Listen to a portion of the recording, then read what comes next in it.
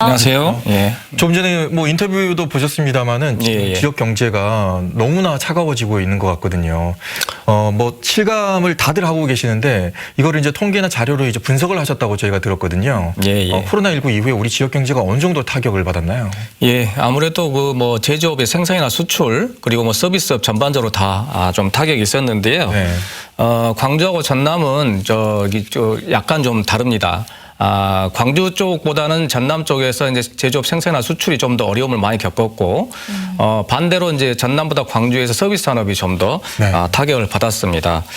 그 제조업 생산을 보게 되면은 광주 같은 경우에 2분기까지 그 생산이 15.1% 감소를 했다가 네. 3분기에는 좀 더 자동차 중심으로 좀 회복해서 12% 정도 증가를 한 걸로 나타나서 조금 여유가 있었는데 네. 전남은 주력 산업인 철강, 석유화학, 조선이 전부 다 감소로 나타나서 2.9% 감소를 했습니다. 네.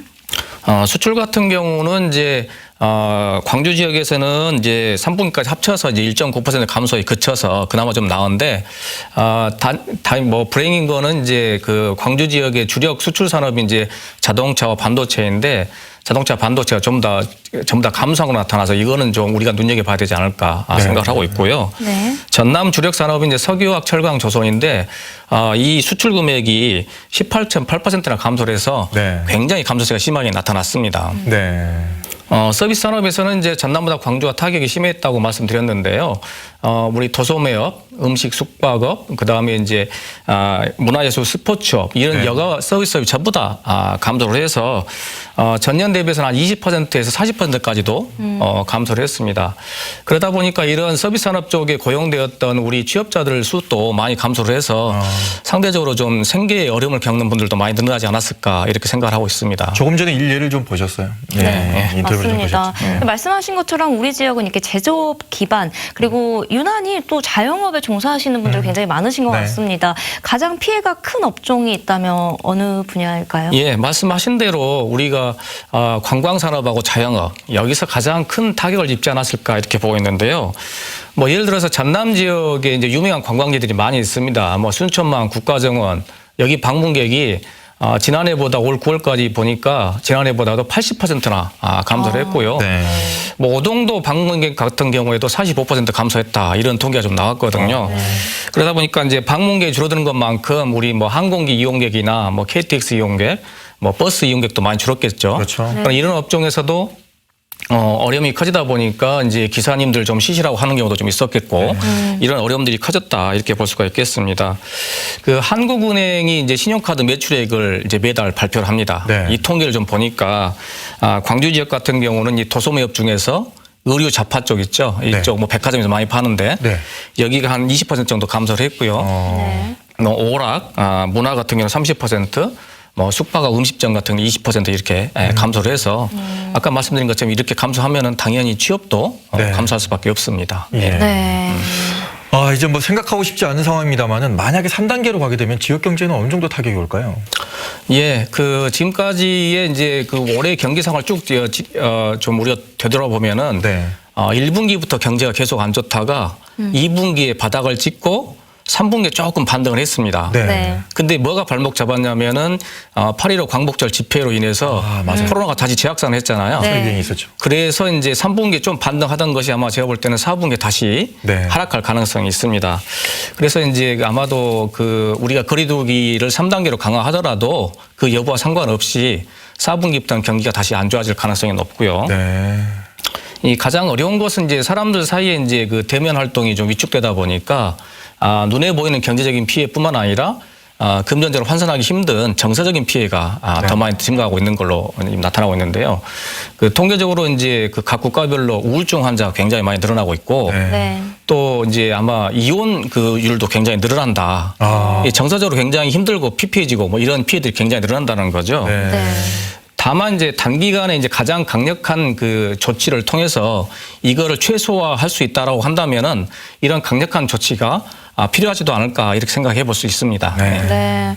그렇다면 이 3단계가 전국적으로 이제 시행이 됐을 때 시작이 된다면 또 가장 큰 피해를 받을 만한 업종은 어떤 곳이 있을까요? 예, 우리 주변에 아마 서비스 업종이 네. 가장 피해를 보지 않을까 이렇게 생각하는데요.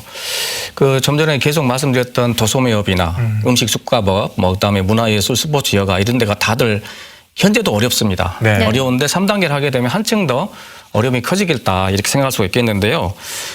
특히 이제 도소매나 음식 숙박업은 전통적으로 소규모 자영업자들이 이제 그 생계를 이어가는 터전이다 보니까 3단계로 인해서 아마 영업 시간도 좀 제한을 하고 네. 또 이제 이 손님들 숫자도 제한하다 보면은 당장 매출에 타격이 있을 수밖에 없습니다. 네. 그다음에 또 하나 이제 짚을 수 있는 것은 공사 현장하고 건설 현장 네. 네. 이쪽에서도 아마 3단계가 되면은 아마도 이제 타격이 좀 있을 것 같고 특히 이제 공사 현장에서는 일용직 우리 노동자들이 많이 계시거든요. 네. 이분들이 이제 공사가 중단되면 당장 일할 곳을 잃게 돼서 생계로 굉장히 어려움을 겪을 수가 있겠습니다. 이렇게 또 어려운 부분만 있는 건 또 아니에요, 사실은. 네. 이 어려운 시국에도 좀 경기가 좋은 부분들이 금융보험업이 좀 좋습니다. 왜 그런가요? 그쪽? 예, 사람들이 좀 해외여행 갈 것도 못 가고 또 외식할 것도 좀 덜하다 보니까 아무래도 이런 여유 자금 조금은 생기지 않았을까. 네. 그래서 이제 아마 증시도 좀 활황이 되는 이유가 거기에 있을 것 같고 네. 네. 또 그동안에는 이제 건강에 대해서 좀 더 이제 소홀했던 사람들도 이런 건강 관련된 실손보험도 좀 많이 들게 되고 그러니까 금융보험업 이런 게 굉장히 지금 현재는 호황입니다. 네.